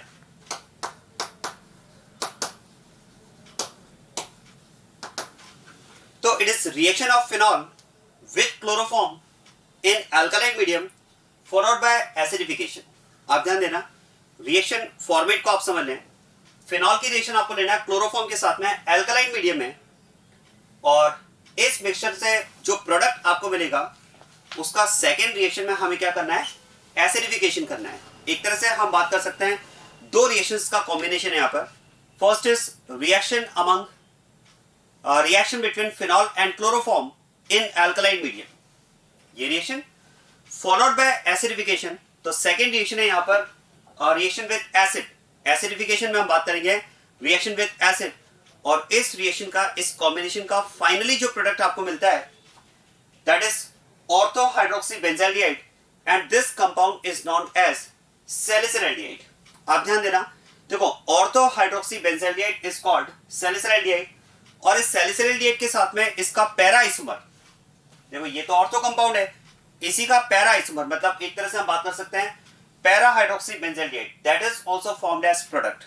So mixture of ortho and para isomers will be formed as product. हाँ, इन दोनों में अगर बात की जाए तो जो ऑर्थो वाला कंपाउंड है जिसका एक स्पेसिफिक नेम है सैलिसिलैल्डिहाइड, ये कंपाउंड यहाँ पर हमें मिलता है एज अ मेजर प्रोडक्ट. अब ये मेजर कैसे बना, किस तरह से कंपाउंड्स का फॉर्मेशन होगा, ये पूरा डिटेल में आपको एक्सप्लेन करता हूँ. आप ध्यान देना. देखो फर्स्ट रिएक्शन की अगर बात की जाए तो रिएक्शन मिक्सचर क्या है, फिनॉल क्लोरोफॉर्म एल्कलाइन मीडियम. अब एक बात सोचिए, अगर आप एल्कलाइन मीडियम ले रहे हैं तो फिर तो यहां पर हम बात करेंगे सबसे पहले एसिड बेस की, क्योंकि आप देखो फिनॉल की अगर बात की जाए तो phenol reacts with KOH for acid base reaction. Alkaline medium में आप याद करें हमने पहले भी डिस्कस किया है, एल्कलाइन मीडियम में फिनॉल कभी भी फिनॉल के फॉर्म में नहीं रहता है, ये फिनॉक्साइड में कन्वर्ट हो जाता है थ्रू एसिड बेस. तो ध्यान देना यहां पर अगर बात की जाए तो एसिड बेस होगा, और OH- एज अ बेस यहां से प्रोटॉन को एब्स्ट्रैक्ट करेगा. OH- एज अ बेस यहां से प्रोटॉन को एब्स्ट्रैक्ट करेगा, और इस बॉन्ड के ब्रेक होने के साथ में यहां पर बनेगा phenoxide ion. So in alkaline medium as we have already discussed, phenol gets converted into phenoxide ion. और फिनॉक्साइड आयन की अगर बात की जाए तो आप देखो फिनॉक्साइड आयन में रेजोनेंस है. Negative charge is in conjugation with pi bond, that is further in conjugation with pi bond and pi bond. तो फिनॉक्साइड में रेजोनेंस है, और रेजोनेंस के बेसिस पर क्या हम बात कर सकते हैं कि जो नेगेटिव चार्ज है that is not only oxygen, it is on carbon atoms also. ये जो नेगेटिव चार्ज होगा वो ओनली ऑक्सीजन पर ना होकर के कार्बन एटम्स के साथ में डिस्ट्रीब्यूटेड होगा। कौन कौन से कार्बन के साथ में? तो हम बात कर सकते हैं ऑर्थो एंड पैरा, क्योंकि ये नेगेटिव चार्ज यहाँ पर ortho and para carbon atoms पर डिस्ट्रीब्यूट होगा। जैसे आप देखो इस केस में अगर मैं रेजोनेंस की बात करूं तो lone pair into pi and pi into lone pair, तो नेगेटिव चार्ज आपको यहां मिल जाएगा। फर्दर अगर आप इसे डिलोकलाइज करेंगे तो पैरा पोजीशन पर, और फर्दर डिलोकलाइज करेंगे तो ऑर्थो पोजीशन पर। तो यहां पर हम बात कर सकते हैं कि फिनॉक्साइड में जो नेगेटिव चार्ज होगा वो ऑक्सीजन और कार्बन के बीच में डिस्ट्रीब्यूटेड होगा, मतलब negative charge will be available on both oxygen and carbon atoms, right. अब आप ध्यान देना, अगर हमने क्लोरोफॉर्म लिया है तो याद करें हमने डिस्कस किया क्लोरोफॉर्म भी तो एल्कलाइन मीडियम में एसिड बेस के थ्रू, क्योंकि इसमें भी एसिडिक हाइड्रोजन है, तो क्लोरोफॉर्म भी एल्कलाइन मीडियम में एसिड बेस के थ्रू कन्वर्ट होता है CCl3 माइनस आयन में। ये कन्वर्ट हो जाएगा CCl3 माइनस आयन में, और ये भी मैंने आपको बताया था कि जो CCl3 नेगेटिव है, CCl3 नेगेटिव की अगर बात की जाए तो ये फिर डायनेमिक इक्विलिब्रियम में रहता है CCl2 के साथ में। कार्बीन याद आ रहा है, ये हमने डिस्कस किया है हॉफमैन कार्बोनामाइन रिएक्शन, जो इससे पहले हमने डिस्कस की थी। वहां भी मैंने आपको बताया था कि एल्कलाइन मीडियम में क्लोरोफॉर्म दो स्पीशीज के साथ में इक्विलिब्रियम में रहता है, CCl3 minus and CCl2, that is डाइक्लोरोकार्बीन। अब एक बात सोचिए, क्योंकि यहां पर हम एल्कलाइन मीडियम की बात कर रहे हैं, तो एल्कलाइन मीडियम में phenol will convert into phenoxide ion and chloroform will convert into this ion and that will exist in equilibrium along with CCl2। अब आप देखो यहां पर जो भी स्पीशीज हैं इनके बीच में अगर रिएक्शन की बात की जाए तो क्या मैं कह सकता हूं phenoxide ion can behave as a nucleophile. भाई नेगेटिवली चार्ज्ड आयन है तो ये एज ए न्यूक्लियोफाइल पार्टिसिपेट करेगा, एज ए न्यूक्लियोफाइल रिएक्शन में पार्टिसिपेट करेगा, और ये अगर न्यूक्लियोफाइल के फॉर्म में पार्टिसिपेट करेगा तो ये किसी इलेक्ट्रोफाइल से रिएक्ट करेगा, और रिएक्शन में इलेक्ट्रोफाइल कौन होगा? डाइक्लोरोकार्बीन। क्योंकि देखो CCl3 minus itself is an will behave as a nucleophile, तो न्यूक्लियोफाइल तो आपस में रिएक्ट करेंगे नहीं, तो रिएक्शन होगी न्यूक्लियोफाइल और इलेक्ट्रोफाइल के बीच में। तो फिर तो हम बात कर सकते हैं कि इस केस में न्यूक्लियोफाइल तो हो जाएगा फिनॉक्साइड आयन और इलेक्ट्रोफाइल हो जाएगा dichlorocarbene. So dichlorocarbene will behave as an electrophile and phenoxide will behave as a nucleophile. अब एक बात ध्यान देना, देखो जब डाइक्लोरोकार्बीन यहां पर एज एन इलेक्ट्रोफाइल फिनॉक्साइड से रिएक्ट करेगा तो एक तरह से हम कह सकते हैं डाइक्लोरोकार्बीन के पास दो तरह की अटैकिंग साइट्स अवेलेबल होंगी। दो तरह की अटैकिंग साइट्स कैसे अवेलेबल होंगी समझ में आ रहा है? क्योंकि अभी अभी मैंने आपको बताया कि फिनॉक्साइड में जो नेगेटिव चार्ज है वो ओनली ऑक्सीजन पर ना होकर के कार्बन पर भी है ड्यू टू रेजोनेंस। तो फिर तो हम कह सकते हैं कि डाइक्लोरोकार्बन के पास दो चॉइस हैं, या तो ये as an electrophile negatively charged oxygen को अप्रोच कर सकता है, या फिर ये एज एन इलेक्ट्रोफाइल कार्बन को अप्रोच कर सकता है। अब अगर बात की जाए तो बेटर साइड कौन सी है, तो क्या मैं कह सकता हूं ऑक्सीजन और कार्बन में बेटर इलेक्ट्रॉन डोनर होगा carbon due to less EN। देखो एक तो ऑक्सीजन यहां पर इलेक्ट्रॉन डोनेट करे to act as a nucleophile, और एक यहां पर कार्बन इलेक्ट्रॉन डोनेट करे to act as a nucleophile, तो बेटर इलेक्ट्रॉन डोनर कौन है? Carbon, less EN। तो फिर तो हम बात कर सकते हैं कि फिनॉक्साइड आयन जो होगा वो ऑक्सीजन के रिस्पेक्ट में नहीं कार्बन के रिस्पेक्ट में रिएक्ट करेगा एज अ बेटर न्यूक्लियोफाइल। तो यहां पर अगर बात की जाए तो C negative will act as a better nucleophile, मतलब फिनॉक्साइड की जो बेटर साइट होगी रिएक्शन के लिए वो साइट होगी C negative as compare to O negative. Clear बात ये? बस अब हमारे पास न्यूक्लियोफाइल और इलेक्ट्रोफाइल दोनों अवेलेबल हैं, इनके बीच में रिएक्शन करवाना है। तो इसका मतलब ये हुआ, देखो रैमोटिमन रिएक्शन में अगर बात की जाए, सुनिएगा इस बात को अच्छे से, रैमोटिमन रिएक्शन में अगर बात की जाए तो there is reaction between phenol and chloroform, लेकिन क्या मैं कह सकता हूं एल्कलाइन मीडियम होने की वजह से जो रिएक्शन में पार्टिसिपेशन होगा वो फिनॉल का नहीं फिनॉक्साइड का होगा, और एसिड बेस्ड रिएक्शन की वजह से क्लोरोफॉर्म का नहीं डाइक्लोरोकार्बीन का होगा। तो जो एक्चुअल रिएक्शन है that is reaction between phenoxide and डाइक्लोरोकार्बीन। क्या मेरा पॉइंट समझ में आया? अब ये कैसे रिएक्ट करेंगे जरा इस बात को समझते हैं, ध्यान देना। देखो फिनॉक्साइड और डाइक्लोरोकार्बीन के बीच में रिएक्शन है, it is a nucleophile and it is an electrophile. बस न्यूक्लियोफाइल इलेक्ट्रॉन डोनेट करेगा और इलेक्ट्रोफाइल इलेक्ट्रॉन एक्सेप्ट करेगा, तो ये यहां पर इलेक्ट्रॉन डोनेट करके इसके साथ बॉन्ड फॉर्मेशन करेगा। आ रही बात समझ में? और देखो जैसे ही इन दोनों के बीच में बॉन्ड फॉर्मेशन होगा ये स्पीशीज यहां पर बनेगी। मैं आपको चार्जेस क्लियर करता हूं, आप ध्यान देना। देखो दिस इज सी नेगेटिव जो इलेक्ट्रॉन डोनेट करने का काम कर रहा है। क्या मैं कह सकता हूं नेगेटिवली चार्ज एटम है, after donating electron it will become neutralize. और यहां पर इलेक्ट्रॉन एक्सेप्टर कौन है? ये कार्बन। क्या मैं कह सकता हूं जो इलेक्ट्रॉन एक्सेप्टर है वो न्यूट्रल कार्बन है, and neutral atom after accepting electron will become negatively charged. तो ये कार्बन यहां पर बन जाएगा नेगेटिवली चार्ज्ड। क्लियर बात ये? अच्छा देखो यहां पर हाइड्रोजन मैंने शो किया है, ये डाउट तो नहीं आ रहा है ये हाइड्रोजन कहां से आया? अरे भाई ये तो रिंग पर पहले से अवेलेबल था ना। आप सोचिए इस बेंजीन रिंग पर अगर बात की जाए तो यहां पर तो H पहले से अवेलेबल होगा ना, कार्बन से H अटैच्ड होगा उसकी वैलेंसी के अकॉर्डिंग, तो ये H तो ऑलरेडी यहां पर अवेलेबल है। अब आप ध्यान देना ये H मैंने अगर यहां पर शो किया है तो उसका पर्पस है, क्या मैं कह सकता हूं इस कंपाउंड में, इस आयन में टॉटोमेरिज्म पॉसिबल है। आप ध्यान देना इस स्पीशीज में आप कह सकते हैं टॉटोमेरिज्म पॉसिबल है क्योंकि एसिडिक हाइड्रोजन अवेलेबल है। और जरा देखो C डबल बॉन्ड O, तो इसमें टॉटोमेरिज्म होगा और ये अपने टॉटोमेरिक फॉर्म में कन्वर्ट होगा। किस तरह से? आप देखो acidic hydrogen will change its position from one atom to other atom. याद करें टॉटोमेरिज्म का ये कंसेप्ट होता है कि in case of tautomerism acidic hydrogen changes its position from one atom to other atom. तो यहां पर ये हाइड्रोजन अपनी पोजीशन चेंज करेगा। अब मेरा क्वेश्चन यहां पर ये है कि जब ये हाइड्रोजन यहां से एसिडिक हाइड्रोजन H+ के फॉर्म में अपना पोजीशन चेंज करेगा तो कहां पर जाएगा? क्योंकि इसके पास दो चॉइस है। देखो एक चॉइस तो आप कह सकते हैं O नेगेटिव और एक चॉइस है यहां पर C नेगेटिव। आप बता सकते हैं H+ प्रेफरेबली कहां पर अप्रोच करेगा, O नेगेटिव या C नेगेटिव? आंसर है C नेगेटिव, क्योंकि O नेगेटिव और C नेगेटिव में आप कह सकते हैं C negative is better base, is stronger base. या फिर आप ये भी कह सकते हैं देखो यहां से एसिडिक हाइड्रोजन अपनी पोजीशन चेंज करेगा, मतलब हाइड्रोजन यहां से पोजीशन चेंज करेगा H+ के फॉर्म में, तो H+ को तो इलेक्ट्रॉन चाहिए। तो बताओ बेटर इलेक्ट्रॉन डोनर कौन होगा, O नेगेटिव या C नेगेटिव? आंसर है C नेगेटिव, लेस EN।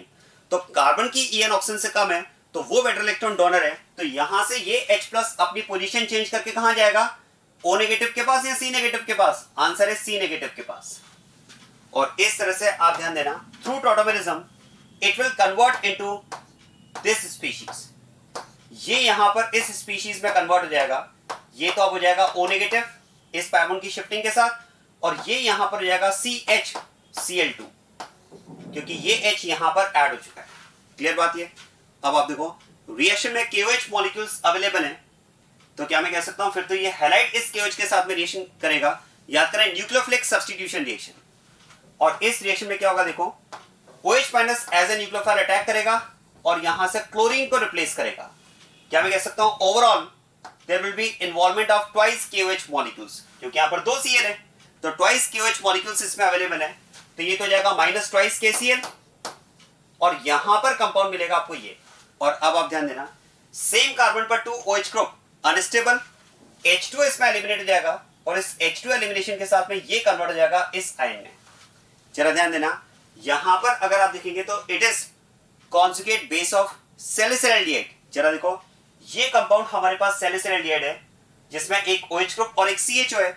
अगर मैं इसका कॉन्जुगेट बेस बनाता हूं तो यहां से H+ को रिमूव कर दूंगा, वो इसका कॉन्जुगेट बेस हो जाएगा। जरा देखो यही तो कॉन्जुगेट बेस है। तो यहां पर हम बात कर सकते हैं हमें सैलिसिलैल्डिहाइड का कॉन्जुगेट बेस मिल चुका है। ध्यान देना अभी यहां पर फिनॉल ग्रुप नहीं आया है, यहां पर OH नहीं आया है और आ भी नहीं सकता, क्योंकि अगर कंडीशन एल्कलाइन है तो एल्कलाइन मीडियम में कभी भी फिनॉल के फॉर्म में रहता ही नहीं है, वो फिनॉक्साइड के फॉर्म में रहता है। तो क्वेश्चन है फिर यहां पर OH कैसे आएगा, क्योंकि प्रोडक्ट में तो हम OH की बात कर रहे हैं। भाई प्रोडक्ट में तो हम OH की बात कर रहे हैं, ये OH कैसे आएगा?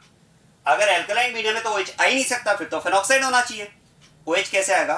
Followed by acidification. मतलब आपको क्या करना होगा, देखो ये जो रिएक्शन है reaction between phenol, chloroform and KOH, इसमें तो प्रोडक्ट आपको मिलेगा ये आयन, और इसे आप सेपरेट करोगे और अब सेकेंड रिएक्शन की बात करेंगे एसिडिफिकेशन की। और जब आप इसका एसिडिफिकेशन कर लेंगे तो H+ यहां पर ऐड होकर फिर आपको यहां पर फाइनली प्रोडक्ट मिलेगा सैलिसिलैल्डिहाइड। तो इस तरह से रिएक्शन में सैलिसिलैल्डिहाइड का फॉर्मेशन होगा, ये प्रोडक्ट आपको यहां पर मिलेगा। This is how salicylaldehyde is formed as product. आया समझ में?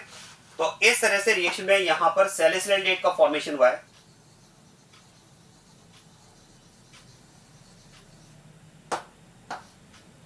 मैं एक बार फिर से रिपीट कर देता हूं, आप ध्यान देना। देखो, क्योंकि एल्कलाइन मीडियम है, तो एल्कलाइन मीडियम में फिनॉल फिनॉल के फॉर्म में नहीं रहता है, वो कन्वर्ट हो जाता है फिनॉक्साइड में।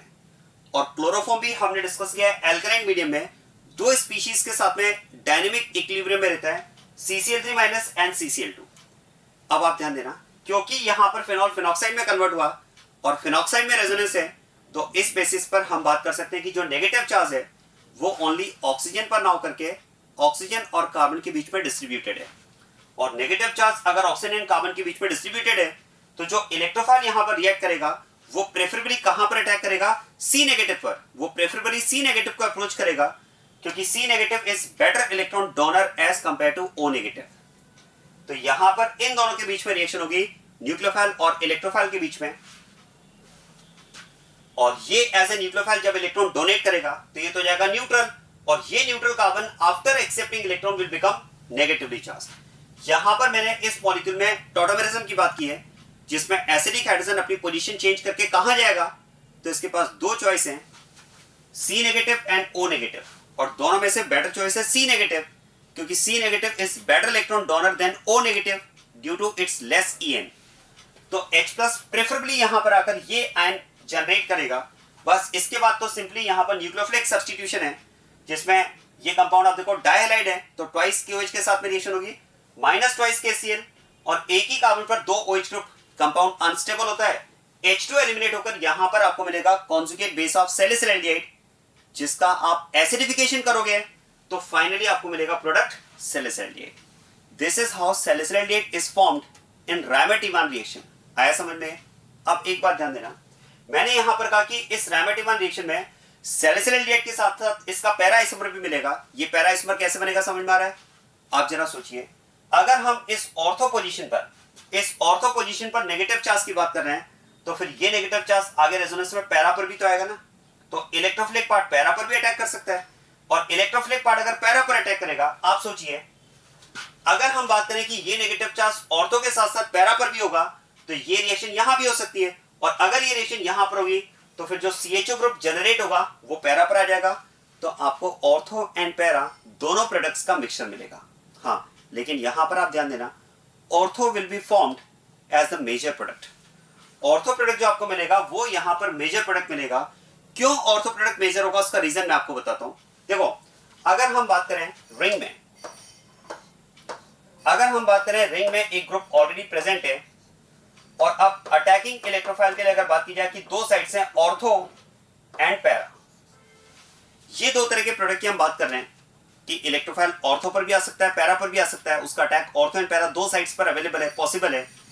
तो आप ध्यान देना, मेजर प्रोडक्ट ऑर्थो होगा या पैरा होगा, इसके लिए हम मेनली दो पैरामीटर्स की बात करते हैं। एक तो हम बात करते हैं स्टेरिक। आप सोचिए, ये इलेक्ट्रोफिलिक पार्ट अगर ऑर्थो पर जाता है तो इस ग्रुप के एडजेसेंट अटैक करना होगा, जबकि अगर ये पैरा पर आता है तो ग्रुप से दूर है। तो ऐसे में हम बात कर सकते हैं कि जो स्टेरिक फैक्टर होगा वो पैरा कंपाउंड के फॉर्मेशन को सपोर्ट करेगा, क्योंकि पैरा पर इस ग्रुप G का कोई स्टेरिक नहीं है, जबकि ऑर्थो पर अगर बात की जाए तो इसके एडजेसेंट अगर ग्रुप यहां पर इंट्रोड्यूस होगा तो इसका स्टेरिक वहां पर प्रॉब्लम क्रिएट करेगा। तो ये हम कह सकते हैं, देखो, स्टेरिक फैक्टर का जो सपोर्ट है वो पैरा कंपाउंड के फॉर्मेशन में है। ये बात समझ में आ रही है? सेकंड हम बात करते हैं प्रोबेबिलिटी फैक्टर। एक तो मैंने आपको बताया स्टेरिक फैक्टर, वो तो किस कंपाउंड के फॉर्मेशन को सपोर्ट कर रहा है? पैरा, क्योंकि ऑर्थो पर हम स्टेरिक की बात कर सकते हैं, एडजेसेंट में ग्रुप G प्रेजेंट है। और एक मैंने आपसे कहा प्रोबेबिलिटी फैक्टर। देखो, प्रोबेबिलिटी की जहां तक बात है तो वो सपोर्ट करता है ऑर्थो कंपाउंड के फॉर्मेशन को। कैसे? क्या मैं कह सकता हूं, अगर यहां पर इलेक्ट्रोफाइल ने अप्रोच किया तो प्रोडक्ट हमें मिलेगा पैरा, यहां पर अप्रोच किया तो ऑर्थो, और क्या मैं कह सकता हूं, अगर इलेक्ट्रोफाइल यहां अप्रोच करता है तब भी तो प्रोडक्ट ऑर्थो मिलेगा ना। भाई यहां अप्रोच करे और यहां अप्रोच करे, इन दोनों साइड्स के करस्पॉन्डिंग कंपाउंड जो बनेगा वो सेम बनेगा। तो क्या मैं कह सकता हूं, जहां पर पैरा प्रोडक्ट फॉर्मेशन के लिए इलेक्ट्रोफाइल के लिए अटैकिंग साइड 1 है, वहां पर ऑर्थो कंपाउंड के फॉर्मेशन के लिए इलेक्ट्रोफाइल के लिए अटैकिंग साइड 2 है। तो इसका मतलब प्रोबेबिलिटी की अगर बात की जाए तो प्रोबेबिलिटी तो ऑर्थो पर अटैक करने की ज्यादा होगी पैरा के कंपैरिजन में, क्योंकि ऑर्थो पोजीशंस 2 हैं जबकि पैरा पोजीशन एक ही है। क्या मेरा पॉइंट समझ में आ रहा है? तो फिर तो हम बात कर सकते हैं कि जो प्रोबेबिलिटी फैक्टर है वो ऑर्थो कंपाउंड के फॉर्मेशन को सपोर्ट करेगी। तो मेनली दो फैक्टर्स की मैं बात कर रहा हूं, एक तो स्टेरिक और एक probability factor. Steric factor para compound के फॉर्मेशन को सपोर्ट करता है और प्रोबेबिलिटी फैक्टर जो है वो ऑर्थो कंपाउंड के फॉर्मेशन को सपोर्ट करता है। और इन जनरल आप ध्यान देना, in general steric factor dominate करता है, इसलिए यूजुअली आप देखेंगे कि para compound is formed as major product. Usually steric factor dominate करता है, इसलिए आप देखेंगे कि पैरा कंपाउंड जो आपको मिलता है वो एज अ मेजर प्रोडक्ट मिलता है। लेकिन अगर हम बात करें कि स्टेरिक फैक्टर नेग्लिजिबल हो जाए, अगर स्टेरिक फैक्टर कंसिडरेबल ना हो, अगर स्टेरिक फैक्टर नेग्लिजिबल हो जाए, तो उस केस में प्रोबेबिलिटी फैक्टर डोमिनेट करने लगता है और ऐसे में फिर ऑर्थो प्रोडक्ट हमें मेजर प्रोडक्ट मिलना स्टार्ट हो जाता है। जरा ध्यान देना, यहां पर इस रिएक्शन में भी ऐसा ही है। अब जरा सोचिए, इस रिएक्शन में अगर बात की जाए तो अटैकिंग इलेक्ट्रोफाइल के लिए दो साइड्स हैं, एक तो ऑर्थो और एक पैरा। अब अगर मैं यहां पर स्टेरिक की बात करूं तो जरा सोचिए, ये इलेक्ट्रोफाइल अगर ऑर्थो पोजीशन पर आता है तो इसके एडजेसेंट में ग्रुप की अगर बात की जाए तो ग्रुप क्या है यहां पर, तो सिंगल एटम है O। क्या मैं कह सकता हूं, अगर ये ऑर्थो पर अटैक करता है तो इसके एडजेसेंट में यहां पर सिंगल एटम O प्रेजेंट है और सिंगल एटम का आप कह सकते हैं स्टेरिक काफी कम होगा। इसलिए यहां पर हम बात करते हैं कि स्टेरिक फैक्टर जो है वो नेग्लिजिबल होता है और ये रीजन है कि यहां पर प्रोबेबिलिटी फैक्टर डोमिनेट करने लगता है। और प्रोबेबिलिटी फैक्टर की अगर बात की जाए तो जहां इसकी ऑर्थो के कांटेक्ट में आने की जो प्रोबेबिलिटी है, आप कह सकते हैं ऑर्थो दो साइड से है, जबकि पैरा के कांटेक्ट में आने की प्रोबेबिलिटी की अगर बात करें तो वो एक ही साइड है। तो फिर तो probability factor will support ortho position और यही रीजन है कि ऑर्थो पोजीशन के करस्पॉन्डिंग जो प्रोडक्ट आपको मिलता है वो मेजर प्रोडक्ट मिलता है। तो यहां पर अगर बात की जाए तो salicylaldehyde is formed as major product, जहां पर हमने रीजन दिया है probability factor dominates over steric, क्योंकि इस केस में अगर बात की जाए तो सिंगल एटम का स्टेरिक काफी कम रहेगा, तो यहां पर स्टेरिक वाला फैक्टर डोमिनेट ना करके प्रोबेबिलिटी फैक्टर डोमिनेट कर जाता है और ये रीजन है कि ऑर्थो कंपाउंड हमें यहां पर मेजर प्रोडक्ट के फॉर्म में मिलता है। आ रही बात समझ में? This is about Ramat-Evan reaction. This is about Ramat-Evan reaction, formation of